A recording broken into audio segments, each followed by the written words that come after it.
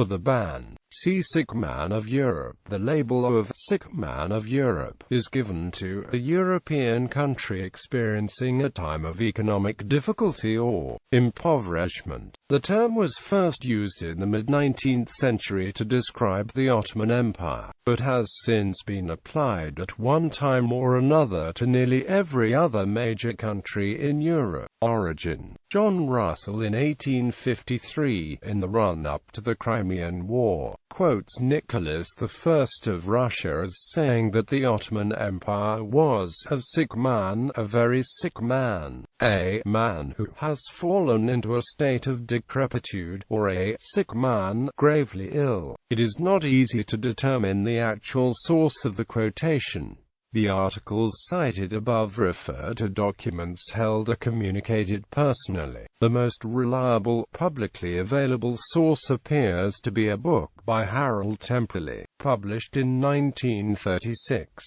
Templey gives the date for the first conversation as the 9th of January 1853, like Goldfrank. According to Templey, Seymour in a private conversation had to push the Tsar to be more specific about the Ottoman Empire. Eventually, the Tsar stated, "Turkey seems to be falling to pieces. The fall will be a great misfortune. It is very important that England and Russia should come to a perfectly good understanding, and that neither should take any decisive step of which the other is not apprised."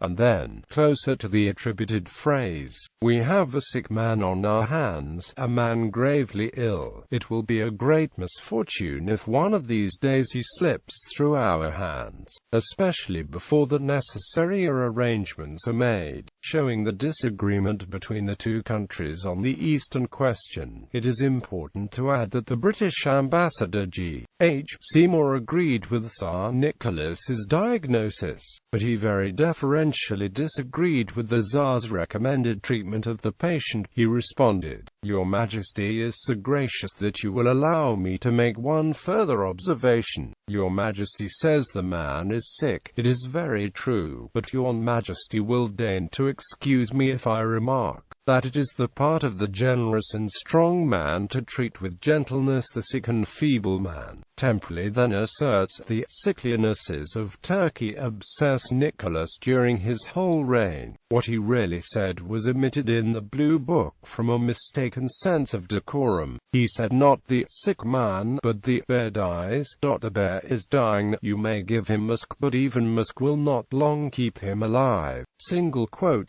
Neither Nicholas nor Seymour completed the locution with the prepositional phrase "of Europe," which appears to have been added later and may very well have been journalistic misquotation. Take, for example, the first appearance of the phrase "sick man of Europe" in the New York Times. The condition of Austria at the present moment is not less threatening in itself, though less alarming for the peace of the world, than was the condition of Turkey when the Tsar Nicholas invited England to draw up with him the last will and testament of the sick man of Europe. It is, indeed, hardly within the range of probability that another 12 months should pass over the House of Habsburg without bringing upon the Austrian Empire a catastrophe unmatched in modern history since the downfall of Poland. One should note not only that this is not what Nicholas was trying to do or what he said, but that the author of this article was using the term to point to a second sick man, this one more generally accepted as a European empire, the Habsburg monarchy. Later, this view led the Allies in World War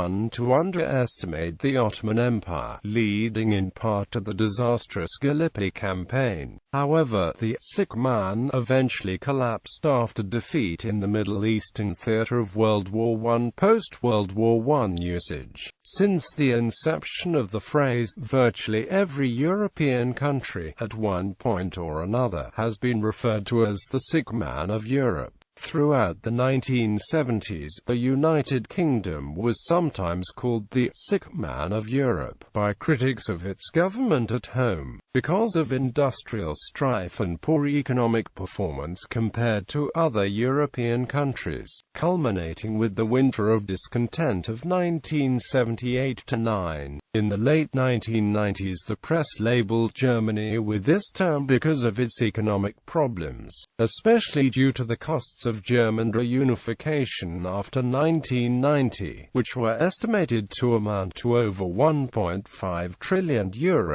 It continued to be used in the early 2000s, and as Germany slipped into recession in 2003. In May 2005, The Economist attributed this title to Italy, describing it as the real sick man of Europe. Quote, "This refers to Italy's structural and political difficulties thought to inhibit economic reforms to relaunch economic growth." In 2008, the Daily Telegraph also used the term to describe Italy. The term "sick man of Europe" was applied to Russia in the book Kremlin Rising, Vladimir Putin's Russia and the End of Revolution by Peter Baker and Susan Glasser, and by Mark Steyn in his 2006 book America Alone, The End of the World as We Know It. In 2007, The Economist described Portugal as a new sick man of Europe. A report by Morgan Stanley referred to France as the new sick man of Europe.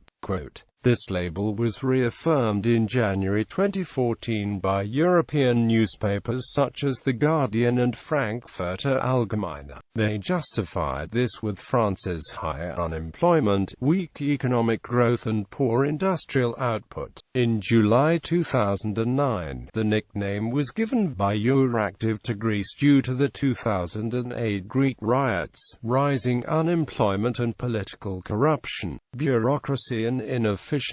In spring 2011, Eurozine suggested that the European Union was the "sick man of Europe" by entitling an event focusing on the Eurozone crisis, "The EU, the real sick man of Europe." In 2015 and 2016, Finland has been called the "sick man of Europe" due to its recession and lackluster growth. In a time when virtually all other European countries have recovered from the Great Recession, Scotland has been called "sick man of Europe" several times, but for health reasons instead of economic.